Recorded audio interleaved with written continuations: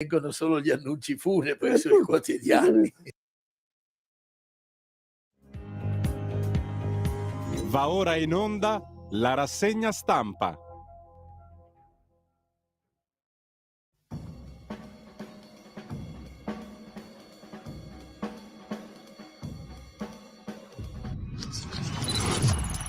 Radio Libertà, le trasmissioni tornano in diretta con la rassegna stampa affidata al direttore. Grazie a Giulio Cesare Carnelli in regia e lo ringrazio anticipatamente anche per la scelta degli ottimi brani musicali che ascolteremo questa mattina, poi ci spiegherà lui stesso il perché e il per come delle scelte che sono sempre fatte sulla base del calendario. Detto questo, radiolibertà.net prosegue il feuilleton estivo, ovvero la lettura integrale dei Promessi Sposi, dalle 12 alle 13, in replica alle 24, ma soprattutto disponibile per voi sul sito di radiolibertà.net in podcast. Ve la scaricate, ve la ascoltate dove vi pare, passate un'estate veramente psichedelica con questo feuilleton di imperdibile impatto a 160 anni, 70, quel che è 1840 di distanza. Comunque, detto questo, pure questo, anche da ricordare la pagina Facebook di Radio Libertà, dove trovate ciò che va in onda in formato molto smart, asciugato, ridotto per esigenze fondamentali di sopravvivenza in questi mesi di luglio e di agosto. Ciò detto, appunto, visto che ho parlato troppo, andiamo a vedere la prima pagina dell'agenzia ANSA. Giovanotti cade in bici intanto, non sei più un giovanotto, gli ha detto Dagospia, ma soprattutto la notizia d'apertura, ve la cito perché è nella striscia di sopra rispetto all'argomento principale, che è un argomento che riguarda ancora una volta la guerra in Ucraina, esplosioni sul ponte di Crimea, almeno 2 i morti, lo riportano i media locali, le autorità parlano di emergenza. Vedremo che cosa ne sortirà. Incendio nell'aeroporto di Catania, paura e passeggeri in fuga, stop ai voli fino al 19 luglio e poi terzo titolo dell'ANSA. Per Putin abbiamo visto prima, o meglio lo vedremo dopo. Putin ha detto qualcosa di interessante, diciamo così, di sarcastico nei confronti dei leader dell'Occidente, mentre il terzo titolo dell'ANSA di stamani riguarda invece prettamente il governo Meloni. Meloni frena Nordio sulla riforma della giustizia, o meglio, sul concorso esterno, sull'abolizione del concorso esterno in associazione mafiosa. Mi concentrerei su altre priorità, ha suggerito Giorgia Meloni. Il calcio, 1-0 al Portogallo e l'Italia Under 19, campione d'Europa dopo 20 anni, nella giornata nella quale però fa più rumore Djokovic, il tennis, Wimbledon, ovvero la vittoria del giovane spagnolo ventenne che ha sconfitto il mito Djokovic. In ogni caso, detto questo, Unione Europea e Tunisia firmano il memorandum sui migranti, a fior di soldoni per la Tunisia, non si è capito bene per far cosa, un modello per i paesi del Nord Africa addirittura. Mentre Salvini torna a ribadire serve una grande e definitiva pace fiscale per quanto riguarda le piccole somme, i grandi evasori li dobbiamo bastonare a morte, dice Salvini, ma tanto non se ne conoscono nemmeno i nomi, nota ancora il segretario leghista, ma lo vedremo tra poco più in dettaglio. Da oggi al via l'esame della riforma fiscale al Senato, primo ok dalla Camera alla delega fiscale, dalle 13esime alle altre novità, un piccolo punto della situazione sull'agenzia ANSA. Questa settimana farà un caldo tremendo, al centro-sud tra 38 e 41 gradi, a Roma si arriva a 40, anche nel nord c'è un caldo terrificante fino più o meno, no, per tutta la settimana grosso modo. Da domenica da ieri, la terza ondata di caldo con temperature record, 10 regole per proteggersi, poi le vediamo, anche se alcune sembrano banali, comunque non fa male ripassarle. Il Ministero della Salute le ha diffuse e anche l'estate degli autovelox fioccano le gran multe e se ne introducono di nuovi anche a Milano. Caldo torrido al sud probabilmente per tutto luglio, scrive l'agenzia ANSA, che lasciamo con una certa soddisfazione per andare appunto al consiglio del Ministero della Salute per l'ondata di calore. Bisogna attenersi ad alcune regole fondamentali. Con una nota diffusa l'altra mattina, il Ministero della Salute raccomanda ai cittadini di attenersi ad alcune regole basiche per proteggersi dal caldo. Le potete consultare anche sul portale istituzionale del Ministero della Salute. Sono 10 semplici consigli Si raccomanda ovviamente di evitare di uscire nelle ore più calde, di proteggersi in casa e sui luoghi di lavoro rinfrescando gli ambienti, rinnovando l'aria, schermando le finestre con tende che blocchino il passaggio della luce ma non quello dell'aria. Bere almeno 1,5 litri di acqua al giorno, bere molta acqua, mangiare frutta fresca, limitare il consumo di bevande con zuccheri aggiunti, caffè e alcolici, seguire sempre un'alimentazione corretta, consumare frutta e verdura di stagione, moderare il consumo di piatti elaborati ricchi di grassi, ridurre i condimenti, impiegare poco sale, fare attenzione alla corretta conservazione degli alimenti, rispettare la catena del freddo, vestirsi con indumenti possibilmente chiari, fatti di fibre naturali che garantiscano traspirazione, indossare cappelli leggeri per proteggersi dal sole, occhiali con filtri UV, schermi solari prima di esporsi al sole, proteggersi dal caldo in viaggio. Se siamo in auto ricordiamoci di areare l'abitacolo, evitando ove possibile le ore più calde della giornata, tenendo sempre a portata una scorta d'acqua, non lasciare mai neonati o animali nell'abitacolo dell'auto neanche per brevi periodi. Praticare esercizio fisico nelle ore più fresche della giornata se si fa attività fisica e ricordandosi di bere molti liquidi e mangiare in modo corretto. Offrire assistenza a persone a maggior rischio, anziani che vivono soli, persone fragili e in difficoltà e segnalare ai servizi sociosanitari situazioni che necessitino intervento. E infine ricordarsi sempre di proteggere anche gli animali domestici, dar loro da bere molta acqua anche quando si è in viaggio, fare soste in zone ombreggiate. Sono i 10 consigli del Ministero della Salute contro il caldo. Per quanto riguarda invece il discorso della proposta di Salvini, la pace fiscale annunciata da Salvini, che come al solito ha scatenato la guerra nell'opposizione, imprigionata, come scrive Felice Manti sul giornale, dentro la dinamica del tassa e spendi, ossessionata dall'equazione cartella uguale evasione fiscale, segno dello scollamento con l'economia reale da parte dell'opposizione, sublimato anche dalla Schleinomics, la visione economica di Elly Schlein, e da un PD che insegue ancora batoste sulla casa, sulle eredità e patrimoniali varie. L'83% delle cartelle è sotto i 1.000 euro. Tutti i vantaggi della pace fiscale, anche secondo gli esperti intervistati dal giornale. Azzerarne il peso è un guadagno anche per l'erario. Le rottamazioni non hanno dato risultati. Per Maratin, Azione, Italia Viva, il governo è in confusione, per il PD è un insulto, ma partiamo da qui. L'83% delle cartelle esattoriali, scrive il giornale, è sotto i 1.000 euro, pari al 10,4% del carico complessivo. 20% è l'importo richiesto dalle prime 2 maxirate per aderire alla rottamazione quater, troppo alto secondo gli esperti. 1.200.000.000 sono quelli che sono finiti in pancia all'Agenzia delle Entrate e Riscossione. Solo il 5% delle cartelle è realmente esigibile. 99 i miliardi di mancato gettito per l'erario a causa dell'evasione fiscale, lavoro nero e riciclaggio. E la pace fiscale va a vantaggio appunto non solo anzi non proprio degli evasori, tutto al contrario di coloro che hanno a che fare con le difficoltà dell'economia reale. Segue sul giornale, poi ci torniamo sopra più in dettaglio, ma segue anche un articolo di Renato Mannheimer, Salvini da capitano a ministro del fare, e così i sondaggi premiano il leader leghista. Nelle rilevazioni il carroccio è attorno al 10%.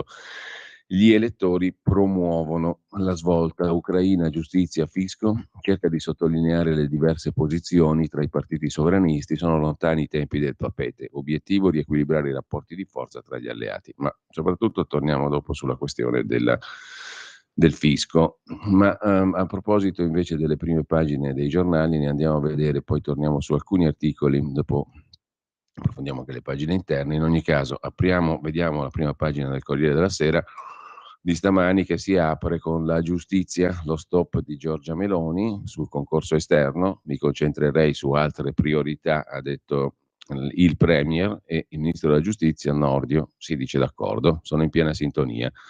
L'associazione il concorso esterno in associazione mafiosa non era tra le priorità del governo, concorda, e non era neanche inserito nel programma, concorda il Ministro della Giustizia. Opposizione all'attacco sulla pace fiscale e sul salario minimo. Intervista a Tajani, ciò che conta è separare le carriere dei magistrati, la separazione tra magistrato inquirente e magistrato giudicante. La morte di Luigi Bettazzi, vescovo emerito di Ivrea a quasi 100 anni, sempre aperto al dialogo, famoso il suo scambio di lettere con il leader del Partito Comunista Berlinguer. La settimana dei 40 gradi e come difendersi dal caldo record, la morte di Jane Birkin, icona di stile e di seduzione, la musica e il film, l'amore con Gainsbourg, successi e scandali, e poi il memorandum firmato in tema di migranti tra Unione Europea e Tunisia. È andata bene, scrive il Corriere in prima pagina, la missione che ha portato in Tunisia la premier Giorgia Meloni con la presidente della Commissione Europea Ursula von der Leyen e il leader olandese Mark Rutte. Più fondi per la lotta agli scafisti. Sulle bombe a grappolo Putin minaccia Kiev, cioè minaccia di usarle se le usano gli ucraini. Siamo pronti anche noi ad usare le bombe a grappolo, dice Vladimir Putin, se le useranno gli ucraini. La sale la tensione nel conflitto che insanguina il cuore dell'Europa. Intanto emergono particolari raccapriccianti di torture inflitte ai prigionieri, 10.000 civili ucraini, nelle prigioni russe. Sempre dalla prima pagina poi del Corriere della Sera, Beppe Severnini si occupa del voltafaccia di Lukaku e degli altri. Evviva le bandiere del calcio comunque, non umiliateci con la vostra ingordigia. È l'appello lanciato da Beppe Severnini in ritardo di una 25ina di anni, più o meno, mentre il data room di Milena Gabanelli e Francesco Tortora si occupa delle notizie online. Un confronto tra le maggiori testate europee e statunitensi, quali sono gli articoli più letti. Il giovane tennista spagnolo Alcaraz è il nuovo re di Wimbledon, Djokovic battuto in 5 set, così sul Corriere della Sera. Dal Corriere passiamo al Fatto Quotidiano di Marco Travaglio. L'apertura è sulla casta. La casta non è mica morta, questi tornano, mangiano, arraffano. Restaurazione, vuole aumentarsi gli stipendi, la casta italica, e si vota su vitalizi e indennità. A Roma e nelle regioni stop a tutti i tagli, stop a tutti i risparmi degli ultimi anni, quando c'erano i più bravi Conte e Draghi. Dal Piemonte alla Sicilia raffiche di aumenti a pioggia in benefit e buste paga. I 5 Stelle dicono al Fatto: il PD ci aiuti a fermare questi arraffoni, questi magnoni, che se vogliono mangiare anche la sedia di Montecitorio. Alla Camera, per esempio, una nuova battaglia sui soldi. Vogliono aumentare gli stipendi. Il forzista Moulet, già direttore di Panorama, ha presentato un ordine del giorno. Se non cambiano la regola, i ricorsi ci costeranno tantissimo. In aula giovedì si vota il bilancio di Montecitorio. Il Movimento 5 Stelle propone di ridurre le indennità. Forza Italia vuole togliere il tetto ai compensi. Hanno appena approvato una delibera per aumentare gli stipendi ai capigruppo, disconosciuta dopo un amen da quasi tutti, ma alla Camera i partiti sono già lì con la bava alla bocca, una fame della Madonna, sono già pronti a litigare sulle indennità per i deputati e sui vitalizi, insomma sui soldi. Giovedì in aula si approva il bilancio della Camera e le forze politiche hanno depositato i loro ordini del giorno. Gli arraffoni, i magnoni sono lì tutti, in attesa di riempire le fauci, ci racconta il Fatto Quotidiano. Mentre il padre della ragazza che accusa la russa junior di stupro ha detto: se non consegna la SIM, il giovane Leonardo Apache nasconde qualcosa. SIM, lui e suo padre Ignazio, titolare della SIM medesima. Noi non ci crediamo, ma ripetiamo: Ignazio, caccia la scheda, la SIM del telefonino usato dal tuo figliuolo. Santanchè e Kunz nel 2016, Kunz sarebbe il compagno della ministra Santanchè, mentirono al consiglio di amministrazione di Visibilia, e poi ora Meloni sconfessa Nordio, il concorso esterno non è priorità. Il Fatto Economico si occupa del flop dell'Italia nella ricerca. I trionfi dell'IRI sono finiti, si faceva ricerca scientifica anche ai fini economici, con ricadute economiche, si faceva ricerca ai tempi dell'IRI, cioè dell'Istituto per la Ricostruzione Industriale, era la capogruppo di tante altre aziende pubbliche. L'ente statale IRI ha permesso lo sviluppo tecnologico dell'Italia. Oggi reggono soltanto le grandi aziende partecipate, appena 50 italiane tra le prime 100 aziende europee più innovative. L'inchiesta di Mediapart ci porta negli Emirati Arabi Uniti che spiano l'Europa e Macron tace, a pagina 14 e 15.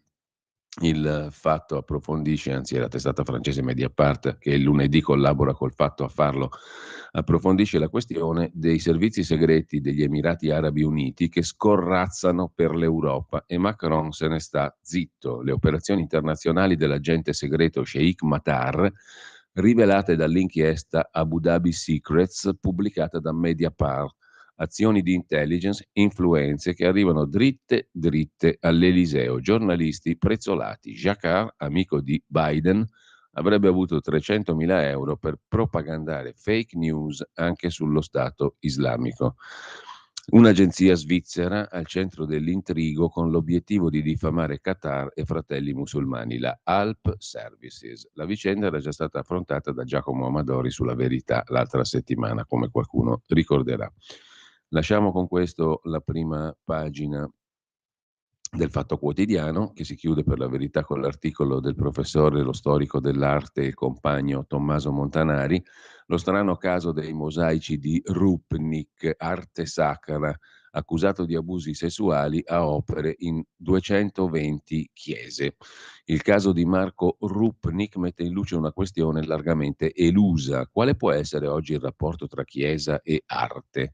Non era forse mai successo che un singolo artista riuscisse a pervadere, non con il suo stile, ma proprio con le sue opere, lo spazio liturgico di tutti i continenti. Il gesuita sloveno Rupnik ci è riuscito grazie a un'indiscutibile capacità imprenditoriale e soprattutto al favore degli ultimi 3 papi, dalla Cappella Redemptoris Mater in Vaticano ai santuari di Lourdes e Fatima, dalla Cattedrale di Madrid ai santuari dedicati a San Giovanni Paolo II a Cracovia e a Washington, dal santuario dell'Apparecida in Brasile alla chiesa della Madonna della Croce del Sud a Brisbane. I mosaici di Rupnik dappertutto, a opere in 220 chiese, è stato accusato di abusi sessuali. Con ciò lasciamo il Fatto, andiamo a vedere il giornale. Qui sul giornale c'è una lettera di Marina Berlusconi, pubblicata poi a pagina 2 e la leggiamo subito, sulla giustizia. Marina dice basta, il j'accuse della figlia di Berlusconi. Papà è morto, ma la guerra dei magistrati continua. Teoremi assurdi, fango, vogliono la sua damnatio memoriae, cioè vogliono cancellare la memoria positiva di Berlusconi dopo la sua morte. Sulla questione della mafia Meloni stoppa Nordio, il dibattito sul concorso esterno non è la nostra priorità. L'intervista al capogruppo di Fratelli d'Italia alla Camera Foti, dal governo nessun favore alla criminalità organizzata. Sottolinea il capogruppo di Fratelli d'Italia alla Camera, il piacentino Tommaso Foti, non c'è nessuna riforma all'orizzonte, massima fermezza contro la mafia, quella di Nordio era solo una sua opinione. Peraltro il dibattito sulla liceità, o perlomeno sulla ragionevolezza del concorso esterno in associazione mafiosa è un dibattito molto lungo. Come abbiamo scoperto, anche Falcone non era molto entusiasta di quella fattispecie di quasi reato. Comunque, l'altro tema, centropagina, se ne occupa già Michele Sin, sugli sbarchi, il patto fra Unione Europea e Tunisia, grazie a Giorgia Meloni, la mediazione italiana alla base dell'accordo europeo, una vittoria della Premier, firmata l'intesa per bloccare le partenze dei migranti. A pagina 8 c'è l'articolo appunto di Gian Michele Sin, tutti ci speravano, nessuno era pronto a metterci la mano sul fuoco.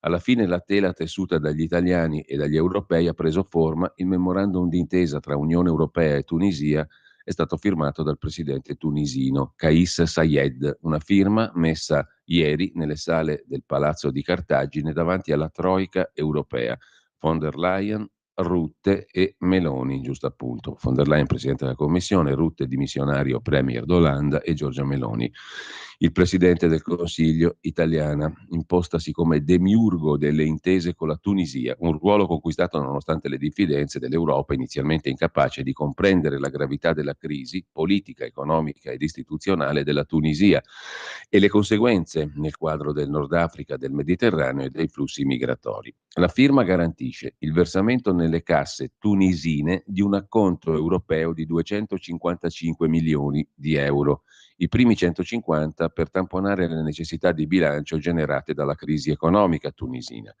Gli altri 150 rappresentano, nelle parole di Ursula von der Leyen, un invito ad agire contro i trafficanti pronti a sfruttare la disperazione delle persone. Nei fatti dovranno venire impiegati da Tunisi per sigillare le frontiere, garantendo più controlli sui migranti in arrivo e in partenza dalla Tunisia. Per Giorgia Meloni il memorandum, oltre ad affrontare in maniera integrata la crisi migratoria, è un passo per creare un partenariato tra Unione Europea e Tunisia e fare da modello nelle relazioni tra Unione Europea e Nord Africa.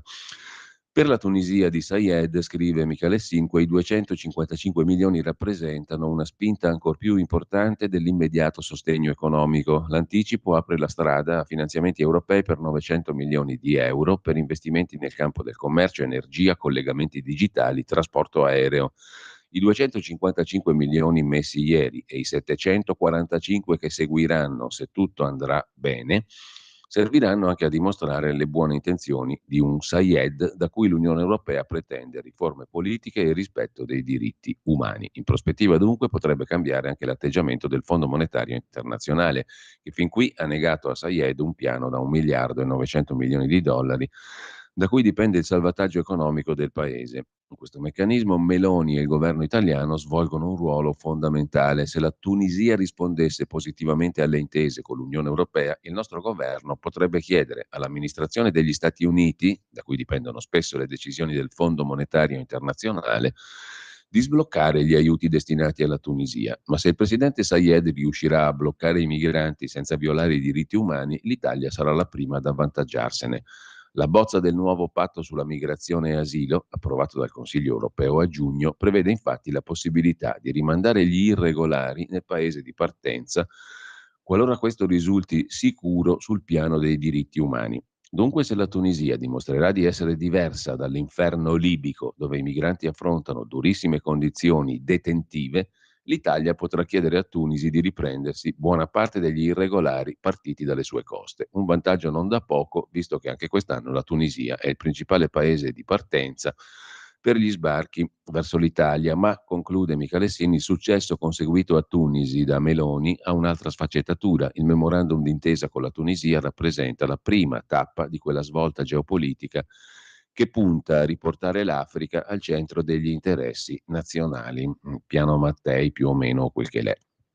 Auguri, Michele Sin la vede bene, stiamo a vedere, come dicono i più smaliziati, ma andiamo comunque a vedere anche la prima pagina per chiudere a fondo pagina del giornale, la stangata dell'autovelox sulle vacanze e poi Iran, finita la tregua, reinizia la repressione, polizia del velo contro le donne. Ma vediamo a questo punto anche la lettera di Marina Berlusconi pubblicata con grande evidenza dal giornale in prima pagina. Lo sfogo della primogenita del cavalier Berlusconi, che è anche presidente Fininvest. Caro direttore, scrive Marina Berlusconi, ma la guerra dei 30 anni non doveva finire con Silvio Berlusconi? Dopo di lui il tema giustizia non doveva tornare nella normalità? Purtroppo non è così. Ha aspettato giusto un mese dalla sua scomparsa, la Procura di Firenze, per riprendere imperterrita la caccia a Berlusconi con l'accusa più delirante, mafiosità, mentre nel paese il conflitto magistratura-politica è più vivo e violento che mai. Siamo incastrati, scrive la figlia maggiore di Silvio Berlusconi, in un gioco assurdo che ci costringe a un eterno ritorno alla casella di partenza. È una sensazione sconfortante perché sembra che ogni ipotesi di riforma diventi motivo di scontro frontale a prescindere dai contenuti. Sia ben chiaro, spetta solo a politica e istituzioni, nel rispetto del dettato costituzionale, affrontare problemi gravi come questo. Sento però la necessità di portare una testimonianza e una denuncia, innanzitutto come figlia. La persecuzione di cui mio padre è stato vittima e che non ha il pudore di fermarsi nemmeno davanti alla sua scomparsa, credo contenga in sé molte delle patologie e delle aberrazioni da cui la nostra giustizia è afflitta. È una storia che vede una sia pur piccola parte della magistratura trasformarsi in casta intoccabile e soggetto politico, teso solo a infangare gli avversari veri o presunti. È così che certi pubblici ministeri invertono totalmente il percorso che la ricerca della verità dovrebbe seguire. Partono da un teorema, per quanto strampalato, e a questo adattano la realtà dei fatti, anche stravolgendola, per dimostrare la fondatezza del teorema stesso. Che poi, alla fine, questo non trovi il minimo riscontro, importa poco. perché nel frattempo gli organi di informazione amici avranno diligentemente pubblicato le carte dell'accusa, anche quelle in teoria segrete, facendo di tutto per presentarne le ipotesi come se fossero verità assolute. L'avviso di garanzia serve così solo a garantire che l'indagato venga subito messo alla gogna. Seguiranno le canoniche intercettazioni, anche le più lontane dal tema dell'inchiesta, ma tutto serve a costruire la condanna mediatica, quella che sta a loro davvero a cuore, perché prima ancora che il teorema dell'accusa venga vagliato da un giudice terzo. Un meccanismo diabolico, questa tenaglia PM giornalisti complici, che rovina la vita ai diretti interessati, ma anche condiziona, e nel caso di mio padre si è visto quanto, la vita democratica del paese, avvelena il clima, calpesta i sacri principi costituzionali. Eppure, e lo dico con tutta l'amarezza di cui sono capace, scrive Marina Berlusconi, Il Giornale, è un meccanismo diabolicamente efficace, una condanna a un fine pena mai, anche senza una prova, anche senza una sentenza, anche dopo la vita stessa. La scomparsa di mio padre non ha mutato nulla. Dopo oltre 20 anni di inchieste, dopo una mezza dozzina di indagini chiuse su richiesta degli stessi pubblici ministeri perché non c'era e non poteva esserci, scrive Marina Berlusconi, alcun elemento di prova, e subito riaperte in modo da dilatare strumentalmente qualsiasi termine di scadenza, dopo che i conti della Fininvest sono stati passati per anni al setaccio senza risultato, ci sono ancora pubblici ministeri e giornalisti che insistono nella tesi assurda, illogica, molto più che infamante, secondo cui mio padre sarebbe il mandante delle stragi mafiose del 93-94. È qualcosa di talmente enorme che fatico perfino a scriverlo, ma se davvero qualcuno può credere che Silvio Berlusconi abbia ordinato a Cosa Nostra di scatenare morte e distruzione per agevolare la sua discesa in campo nel gennaio del 94, ed è credibile poi che abbia costruito una delle principali imprese del paese utilizzando capitali mafiosi? Io conosco molto bene l'uomo che era mio padre, il suo orrore per ogni forma di violenza, la sua profonda considerazione per ogni singola persona. Nessuno sa meglio di me come la capacità di amare e il desiderio di essere amato fossero l'essenza stessa della sua vita, ma se qualcuno non si accontenta del buonsenso o di quel che sostiene una figlia, mi spieghi perché, scrive ancora Marina Berlusconi, dopo oltre un quarto di secolo in cui decine di pubblici ministeri hanno dedicato le loro giornate a mio padre, non è emerso nulla, nulla di nulla. Invece non basterebbe una pagina di questo giornale, caro direttore, per elencare le leggi contro la criminalità organizzata varate dai governi Berlusconi. Contro Cosa Nostra nessun altro governo ha mai fatto tanto, ma tutto questo non basta. La lettera scarlatta giudiziaria che marchia l'avversario resta indelebile, gli sopravvive. Il nuovo obiettivo è chiaro, la damnatio memoriae. Purtroppo, conclude Marina Berlusconi, la guerra dei 30 anni non è finita con Berlusconi e non riguarda di certo solo lui, perché un paese in cui la giustizia non funziona è un paese che non può funzionare. Non mi illudo che dopo tanti guasti una riforma basti a restituirci alla piena civiltà giuridica, ma penso e spero che chi ha davvero il senso dello Stato debba fare qualche passo importante. Non possiamo rassegnarci. Abbiamo diritto a una giustizia che, come si legge nelle aule di tribunale, sia uguale per tutti, senza che siano certe procure a decidere chi sì e chi no. Così Marina Berlusconi, adesso facciamo una piccola pausa. Stai ascoltando Radio Libertà. la tua voce libera, senza filtri né censura. La tua radio. Un nuovo modo per sostenere la tua radio. Visita radiolibertà.net. Ti basta un click e potrai versare il tuo contributo volontario direttamente online. Potrai donare con ogni tipo di carta di credito, anche prepagata. Ti aspettiamo online Su radiolibertà.net. Sostieni la tua radio con il tuo contributo volontario. Radio Libertà. La tua radio. Diamo voce alla nostra gente. E la linea torna a Giulio Cainarca.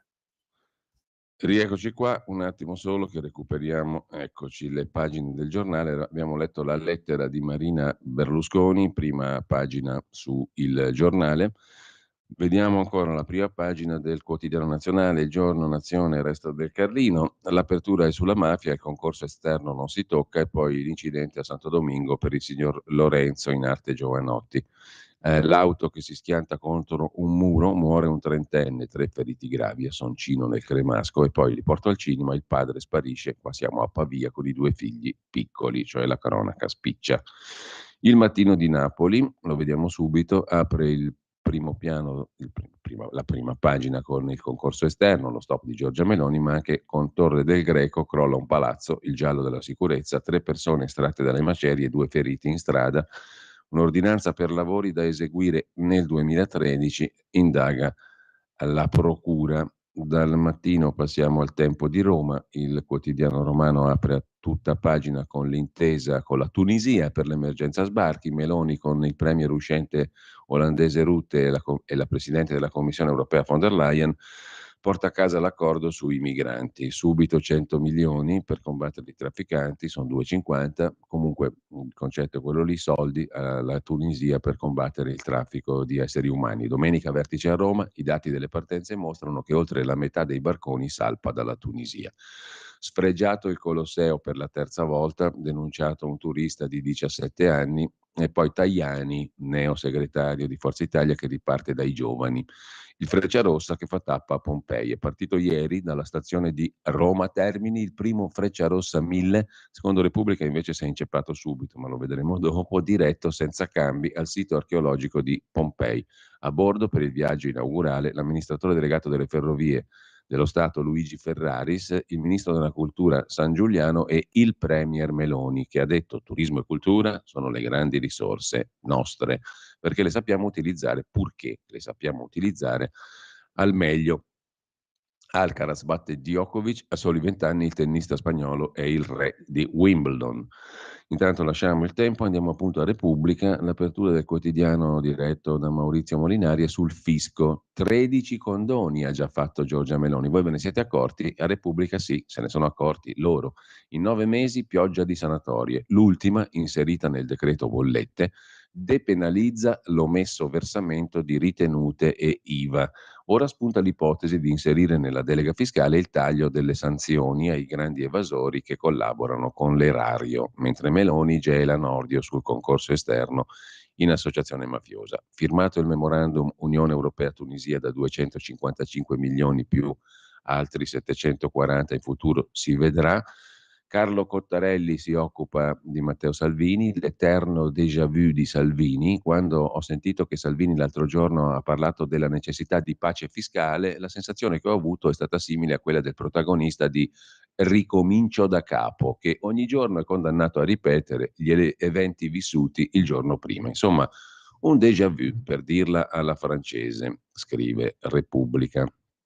Sempre da Repubblica, nella Sicilia il caldo uccide gli alberi, scrive Salvo Palazzolo. Alcaraz, il tennis ha un nuovo re, lo spagnolo Carlos Alcaraz vince a 20 anni battendo il suo idolo Djokovic. Per quanto concerne i 13 condoni, da dove salta fuori la storia dei 13 condoni? Pagina 3, l'articolo di Rosaria Amato, dallo scudo penale alle cartelle, 13 i condoni già fatti dal governo Meloni. Se ne è accorto nessuno, per fortuna che c'è Repubblica. L'ultimo è stato infilato nel decreto bollette e depenalizza i reati di omesso versamento di ritenute e IVA. Presto potrebbe arrivarne un altro targato Matteo Salvini. Pace fiscale per chi ha un problema fino a 30.000 euro. Da Repubblica passiamo alla consorella per parte di Loggia, La Stampa di Torino. Meloni sconfessa Nordio, condono stop a Salvini, concorso esterno non è priorità. Per quanto riguarda poi la pace fiscale proposta da Salvini, Fratelli d'Italia, ma anche il Ministero dell'Economia e delle Finanze, che vorrebbe dire il leghista Giorgetti, sono contro la pace fiscale voluta da Salvini. Non ci sono fondi, il flop delle rottamazioni. E sempre dalla prima pagina della Stampa, Twitter, il tracollo di Elon Musk, la pubblicità sta fuggendo, ma vedremo un pezzo su Atlantico Quotidiano di Marco Ugo Barsotti che la racconta un po' diversamente, e poi in primo piano sulla Stampa di stamani, taglio alto, c'è l'articolo di Lucio Caracciolo su la guerra in Ucraina, Biden e la mitologia da guerra fredda dietro l'altolà all'Ucraina sul patto della NATO, dell'Alleanza Atlantica. La vera riforma è accorciare la durata dei processi, lo sostiene molto da par suo il professor Vladimiro Zagrebelski in prima pagina. sulla stampa di stamani, appunto, è scontro sulle nomine. L'Istat è rimasto senza presidente dopo che è scaduto il mandato per il professor Giancarlo Blangiardo. Il treno per Pompei è una gita da Istituto Luce, scrive Ilario Lombardo a proposito del ministro Sangiuliano, della Premier, eccetera. Giornalisti bloccati, fotografie vietate sul treno per Pompei, una gita governativa da Istituto Luce. Arriva il Duce, salite a bordo, è un ordine. La propaganda per un viaggio al mese. Santanchè, ministra del turismo, il viaggio stavolta non l'ha fatto, poco turisticamente. Nicola Fratoianni, segretario di Sinistra Italiana, parla di atteggiamento tipico del fascismo che ricorda l'Ungheria di Orban. Va bene, la battuta su quando c'era lui, in questo caso lei, i treni arrivavano in orario, è talmente tanto abusata che la scriviamo un po' per cronaca, perché è la prima cosa che ti viene in mente quando sali su un treno ad alta velocità che ti porta puntuale a destinazione. Certo, poi alzi la testa, guardi il monitor interno che dice dei treni in partenza da Napoli, più 21 minuti di ritardo per Reggio Calabria, 54 per Siracusa, e ti ricordi che non sempre a bordo c'è un Presidente del Consiglio. Giorgia Meloni è qui, nel silenzio assoluto della comunicazione di Palazzo Chigi, perché questo è il treno che inaugura la tratta rapida Roma-Pompei. 1 ora e 50 minuti, più qualcosina in pullman, 6 dal Colosseo al Lupanare. Al momento però, più che un treno, è un'idea di treno, visto che ne è previsto uno ogni 30 giorni, la terza domenica del mese. Un po' come il binario 9 3/4 di Harry Potter a King's Cross, il binario immaginario non visibile ai babbani che porta alla scuola dei maghi di Hogwarts. Tutto è pronto a Termini, eccetera, eccetera. Una gita da Istituto Luce, racconta alla Stampa. Infine, a chiudere la prima pagina della Stampa, noi ragazze drogate e abusate alla ricerca della vita perduta, l'inchiesta di Elena Stancanelli. La ragazza ci viene incontro sorridendo, è una messa alla prova. Le hanno convertito il carcere con lavori di pubblica utilità presso enti pubblici o privati. Claudia, minorenne, è arrivata da noi in custodia cautelare, mi racconta Vittoria Quonda Matteo, detta Vicky dell'associazione Il Fiore del Deserto, che recupera le ragazze drogate, abusate, prostitute e via dicendo. Mio figlio, mal pagato in Italia, a Londra riceve offerte d'oro, racconta per chiudere la prima pagina della Stampa Caterina Soffici. Questa potrebbe essere una notizia, una storia molto bella. Inizia con un ragazzo che studia ingegneria, uno di quei nerd del nuovo millennio che cercano di capire il mondo attraverso i numeri, perciò per questo ragazzo, chiedo scusa, ogni cosa può essere ricondotta a un algoritmo, eccetera. Andiamo al dunque, al soldone, a pagina 18. Giovani mal pagati in Italia. Lauree prestigiose e master non bastano per sfuggire a stipendi da fame. L'unica alternativa è emigrare nelle capitali europee. La Mecca resta Londra. I migliori talenti puntano a contribuire alla transizione verde, ma questi settori sono molto indietro in Italia. Le università offrono carriere lentissime, per molti giovani non incidono sulla realtà davanti alla crisi climatica. Il dumping salariale e la scarsità di offerte di lavori ben remunerati fa sì che la stessa posizione in una multinazionale ha salari molto più bassi in Italia. La generazione Greta è quella messa peggio. Impossibile unire gli ideali e gli stipendi. Gli stagisti invece sono molto pagati non solo a Londra ma anche a Wall Street. Giovani mal pagati in Italia. Vediamo a questo punto La Verità di Maurizio Belpietro, che apre con un titolo a tutta pagina e il commento del direttore: i giudici trasformano un uomo in donna, caso limite sdoganato in Sicilia. Interpretando la Cassazione, i magistrati hanno legittimato la nuova anagrafe di un 53enne che si sente femmina. Non sta cambiando sesso, non si sottoporrà a intervento chirurgico e così, solo a forza di tribunali, muteranno società, ordinamento, previdenza. Poi c'è Giorgia Meloni: non tocchiamo il concorso esterno in associazione mafiosa. Segnatevi quello che sto per scrivere, annunzia urbi e torbi Maurizio Belpietro nell'editoriale della Verità.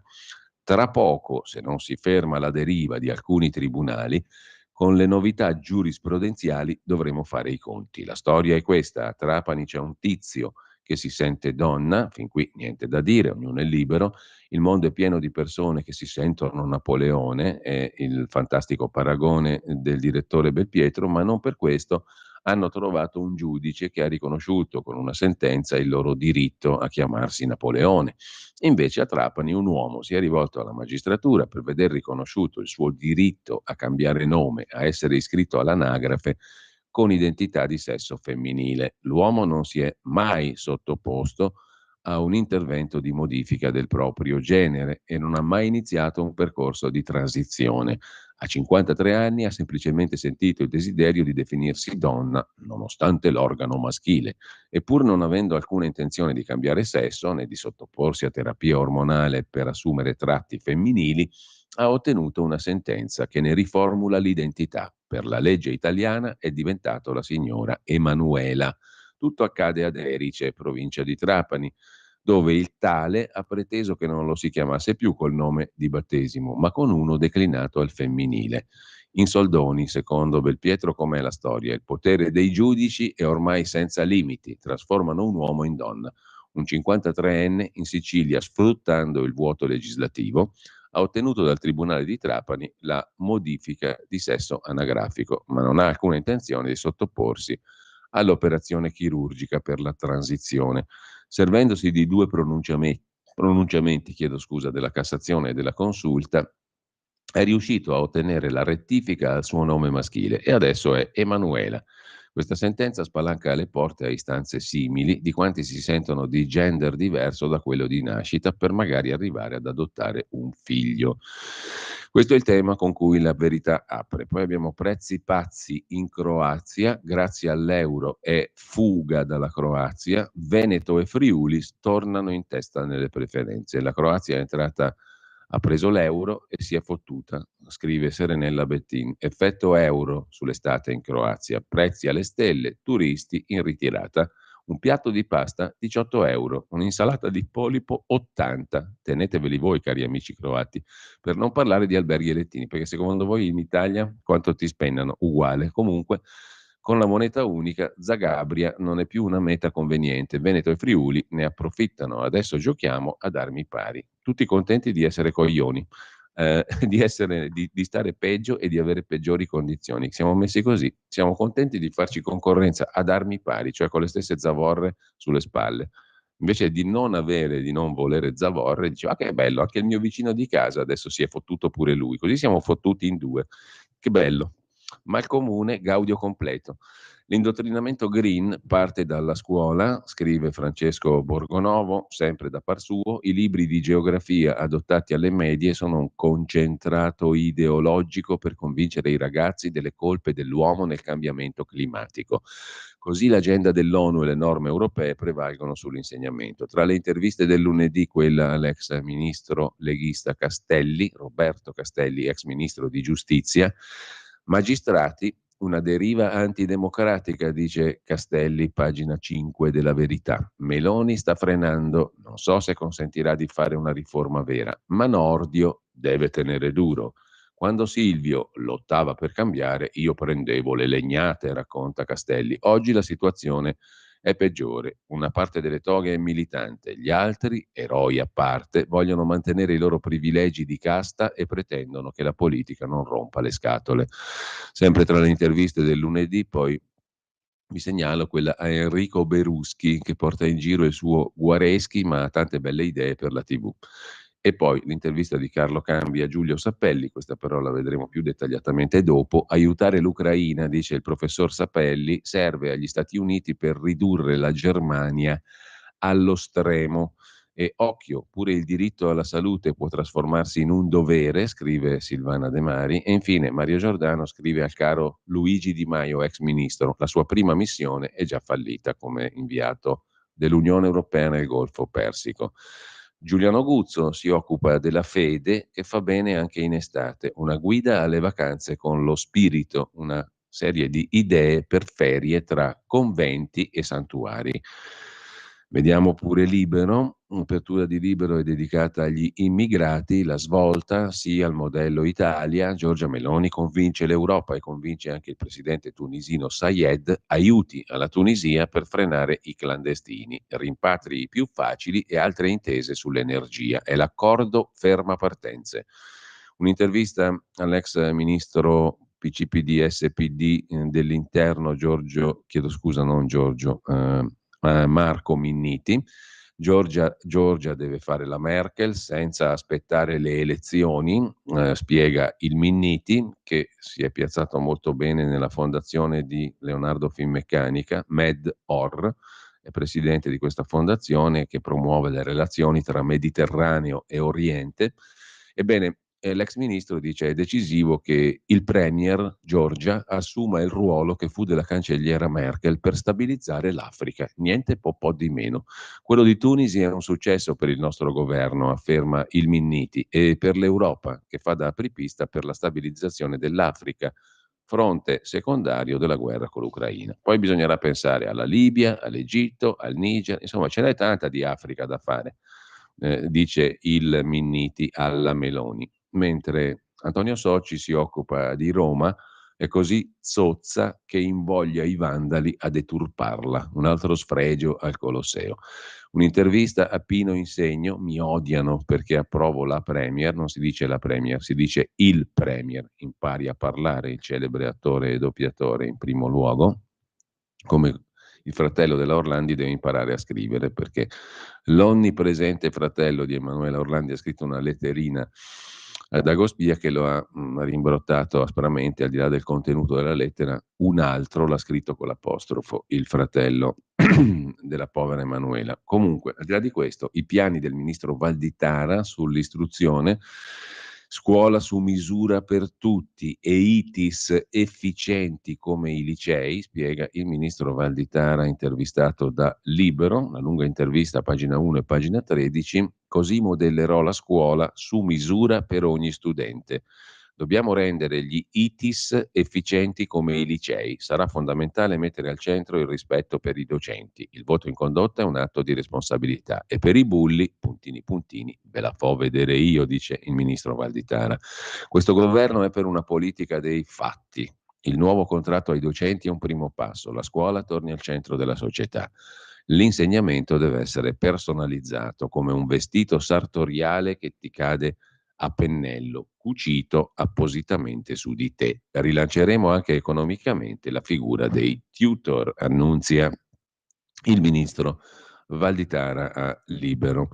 Sempre da Libero, cosa c'è di stimolante in prima pagina? L'economista Fortis, intervistato da Pietro Senaldi, soltanto l'ideologia green dell'Unione Europea può fermare l'Italia che va, perché la crescita dura.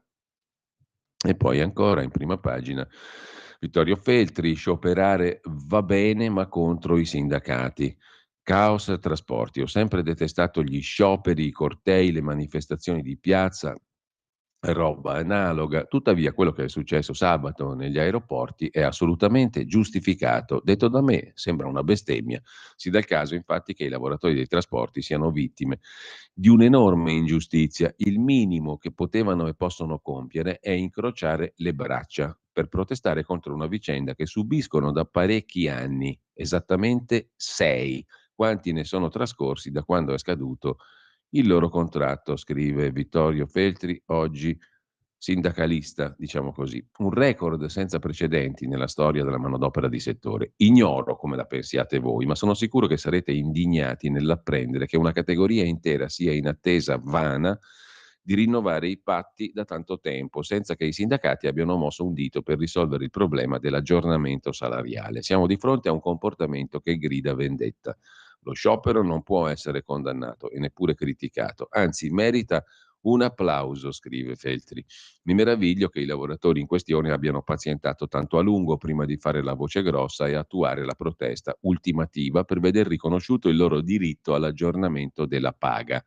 E mi domando come sia possibile che i rappresentanti dei lavoratori abbiano atteso oltre un lustro prima di indire lo sciopero a cui i mezzi di informazione hanno riservato grande rilievo senza approfondire i motivi che lo hanno generato. Conviene poi tirare le orecchie ai tribuni del popolo, a cui spetta l'onere di patteggiare ogni contratto nazionale. La foto è quella del segretario CGIL Landini. Per quale ragione non si sono svegliati prima per assicurare giusta retribuzione a un intero gruppo? è un mistero che contrasta con l'azione, specialmente della CGIL, al fine di promuovere il cosiddetto salario minimo, che sta determinando polemiche infinite. Come si fa ad avanzare questa pretesa e poi fottersene degli stipendi nel settore trasporti? Inoltre dei contratti collettivi si devono occupare i signorini come Landini, i quali devono trattare il compenso dei dipendenti facendo in modo che non sia da fame. Prima di sparare sugli scioperanti conviene informarsi sul perché sono incazzati, scrive Vittorio Feltri in prima pagina. Su Libero, sempre su Libero, poi c'è Gianluigi Paragone che si occupa di tutte le ragioni del Salvini rottamatore che propone la pace fiscale, c'ha ragione da vendere, scrive Paragone rispetto alla proposta del segretario leghista. Contro Salvini e chi trasloca nei paradisi fiscali. Soltanto gli amici della sinistra possono evadere. La proposta del leader leghista è l'unico modo per dare un po' di ossigeno alle piccole imprese in difficoltà, sostiene il Paragone. Infine, sempre dal primo piano di Libero di stamani, licenziato dal festival perché anticomunista, il direttore d'orchestra Veronesi che ha visto la Bohème, ha diretto la Bohème bendato perché c'era l'allestimento filocomunista. Con questo lasciamo Libero, un'occhiata la diamo anche a Italia Oggi, è l'anno d'oro del factoring, scrive Italia Oggi stamattina, Italia Oggi 7 per la verità, quella diretta da Marino Longoni. Cos'è il factoring? È una modalità per finanziarsi da parte delle imprese. Si sta rivelando una valida alternativa per il finanziamento delle imprese grazie a vincoli meno rigidi rispetto a quelli sempre più stretti del canale bancario. Il factoring sta salvando le imprese in difficoltà con nuovi modelli di business per sostenere le imprese in difficoltà finanziaria ma con prospettive di rilancio. Le società specializzate nel factoring, che poi in sostanza che cos'è? È l'anticipazione dei crediti commerciali delle imprese, hanno fatto crescere significativamente il canale alternativo a quello bancario, che può rappresentare, soprattutto per le piccole e medie imprese contrassegnate da vincoli finanziari più rigidi, un'ancora di salvezza. Il riconoscimento proviene dalla vice direttrice generale della Banca d'Italia, Alessandra Perazzelli, che ha riconosciuto come il factoring stia sostenendo il sistema imprenditoriale in situazioni che nei canali ordinari, cioè bancari, verrebbero messe alla porta a causa delle stringenti regole europee e di sistema. Su questo c'è anche il commento del direttore Marino Longoni: nel 2022 una crescita del 18% per questo strumento, il factoring, che sta diventando per molte imprese l'ultima scialuppa di salvataggio per evitare il disastro, il default. E non solo in Italia, lo dicono i numeri. Nel 22 crescita di questa forma di finanziamento del 18% a livello mondiale ed europeo e del 14% in Italia. Il motivo di questa esplosione è legato al fatto che nel 2022 i prestiti bancari alle imprese si sono ridotti, ma soprattutto si sono inaspriti sia il costo sia i requisiti richiesti alle imprese. Il primo piano su Italia Oggi 7, poi il tema dell'intelligenza artificiale nei luoghi di lavoro, piace ma non convince sempre tutti. Poi aziende e cantieri chiusi per AFA, chi e quando può chiedere la cassa integrazione ordinaria. Con questo lasciamo anche Italia Oggi e a questo punto torniamo brevemente ad alcuni degli articoli e notizie del giorno. Nel frattempo siamo partiti da lì, abbiamo visto anche cosa si è detto in giro della questione della pace fiscale. Come dicevamo, è Felice Manti su Il Giornale a occuparsene dettagliatamente. Ha senso parlare di pace fiscale nonostante la rottamazione delle cartelle? Sì. L'83% delle cartelle è per somme inferiori a 1.000 euro, ma pesa solo per il 10% del carico complessivo. Se ne sono state necessarie 4 di rottamazioni è perché molti italiani, noti al fisco, vorrebbero onorare i loro debiti conclamati, ma coi pochi soldi preferiscono pagare stipendi e fornitori.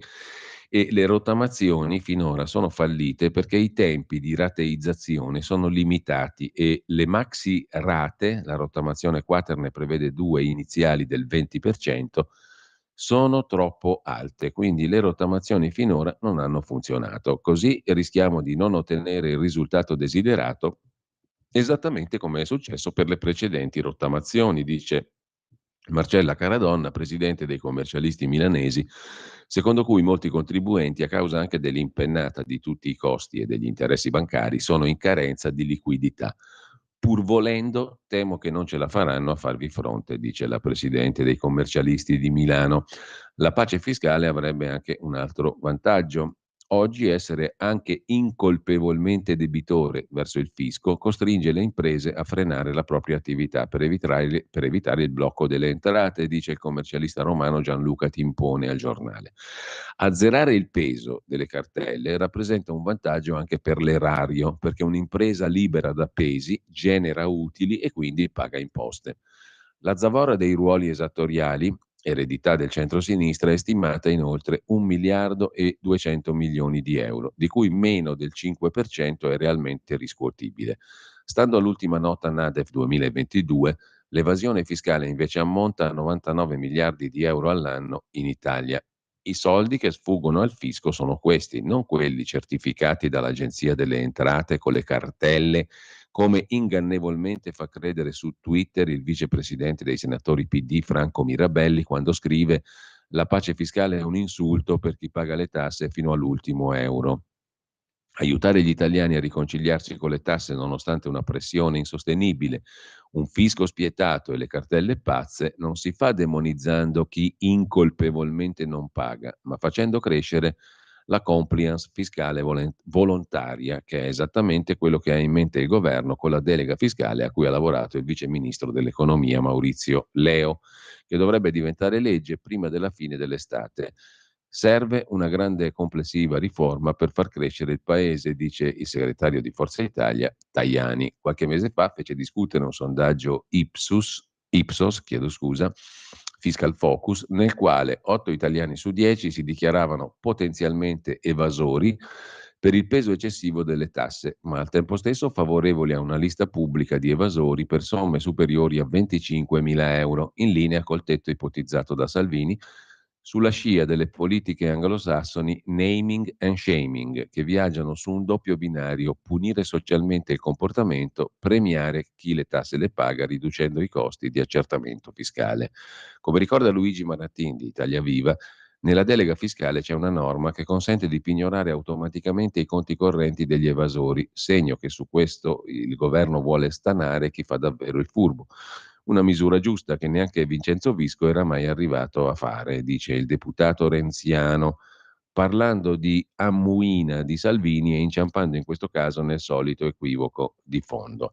L'evasione si combatte senza se e senza ma non si può mettere sullo stesso piano chi non paga perché non può e chi perché non vuole, dice Antonio Gigliotti, presidente di Fiscal Focus. L'83% delle cartelle è sotto i 1.000 euro, per somme inferiori a 1.000 euro, e pesa solo per il 10% sul carico fiscale complessivo.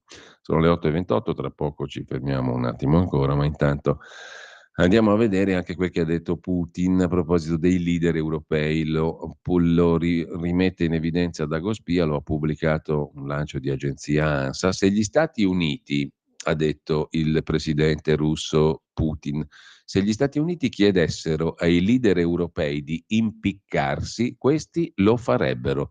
A volte sembra che i politici europei stiano facendo quello che gli viene detto dall'estero. Se gli viene detto domani abbiamo deciso di impiccarvi tutti, faranno solo una domanda con gli occhi bassi per la sorpresa della loro audacia. Possiamo farlo con l'aiuto di corde fatte in casa? Ma penso che sarebbe un fiasco per loro, perché è altamente improbabile che gli americani rifiutino un contratto così grande per la loro industria tessile.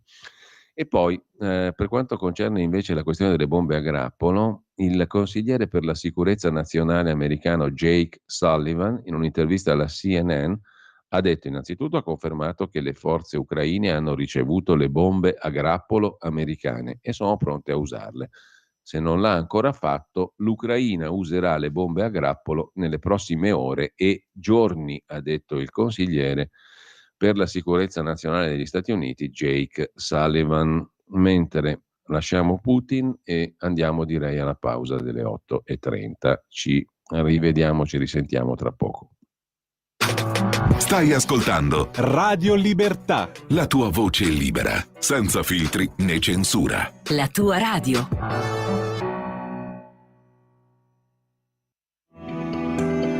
Il meteo.it presenta le previsioni del giorno.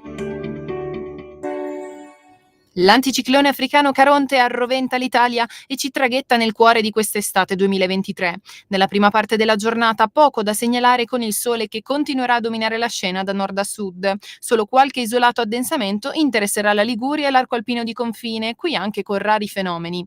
Nel pomeriggio poi non sono attese variazioni particolarmente degne di nota. Clima rovente.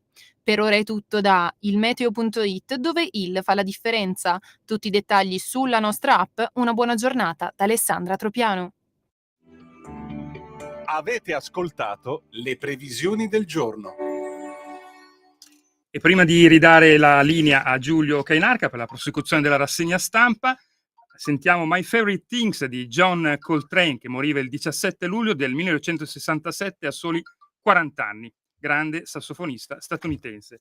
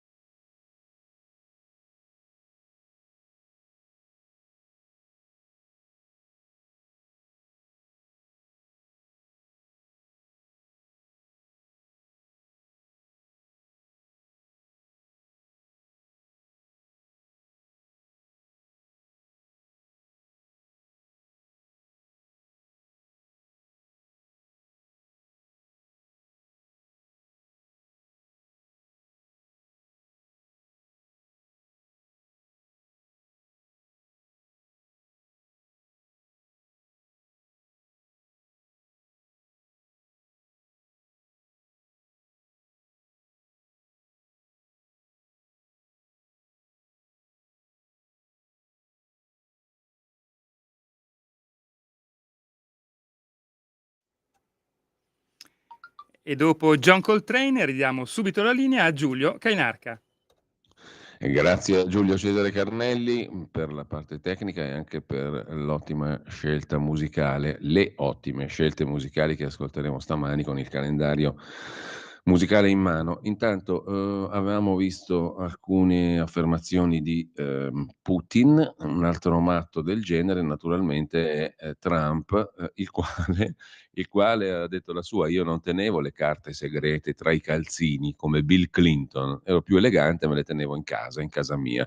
L'ex presidente è tornato a difendersi dalle accuse parlando a una conferenza di conservatori in Florida. Parlando a una conferenza appunto del Partito Conservatore Repubblicano, Donald Trump torna a difendersi dalle accuse per le carte segrete facendo un paragone con Bill Clinton, che fu accusato di tenere degli audio nascosti nel cassetto dei calzini. Io non le tenevo tra i calzini, ha detto Trump, riferendosi alle carte segrete per le quali è stato incriminato per violazione dell'Espionage Act. Avevo le scatole impilate di fronte alla Casa Bianca e tutti hanno fatto foto perché non avevo nulla da nascondere. Il caso, ricordato da Trump, si riferisce al ricorso ai National Archives che fu presentato nel 2012 senza successo dal gruppo conservatore Judicial Watch riguardo a registrazioni audio che Bill Clinton avrebbe conservato nel cassetto dei calzini durante la sua presidenza. Trump ha detto che questo costituisce un precedente cruciale riguardo all'applicazione del Presidential Records Act. Li nascondeva tra i suoi calzini, ha detto Trump. Dopo aver lasciato la Casa Bianca, Clinton ha tenuto 79 registrazioni audio nel suo cassetto.